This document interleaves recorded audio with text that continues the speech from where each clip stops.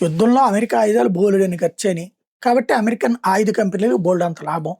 అట్లాగే ఇరాన్ పెత్తనం అట్లాగే సాగుతుంది. తద్వారా గల్ఫ్ దేశాలు అమెరికాతో రక్షణ ఒప్పందాల్ని రద్దు చేసుకోలేవు.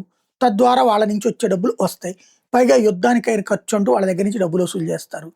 ఇంకొక వైపున వచ్చేటప్పటికి ఆహ్, హార్ముజ్ జలసంధిని దిగ్బంధించడం ద్వారా వచ్చే ప్రతి షిప్ దగ్గర డబ్బులు వసూలు చేయడం ద్వారా ఇరాన్ ఆదాయం సంపాదించుకుంటోంది.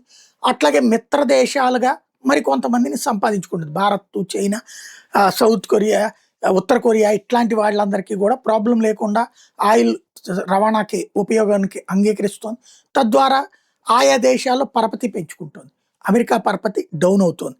ఈ కోపంతో అమెరికా అణుబాంబు వేయడానికి రెడీ అయ్యిందా అంటే అవునన్నటువంటి వాదనలను ఐక్యరాజ్య సమితి ప్రతినిధి మహమ్మద్ సఫా చేస్తున్నారు. అమెరికా సిద్ధమవుతోందంటూ. అదే నిజమైతే ఇంతవరకు అసలు ప్రపంచ చరిత్రలో అణుబాంబులు వాడినటువంటి దేశం ఒక్క అమెరికానే. ఆ రోజున పెరల్ హార్బర్ మీద చేసిన దాడికి ప్రతీకారం అంటూ జపాన్లో ఉన్నటువంటి హిరోషిమా నాగసాకి మీద దాడి చేసి అణుబాంబులు వేసింది అమెరికానే. ఆ తర్వాత ఈ రోజు వరకు అణుబాంబులు వేయలేదు.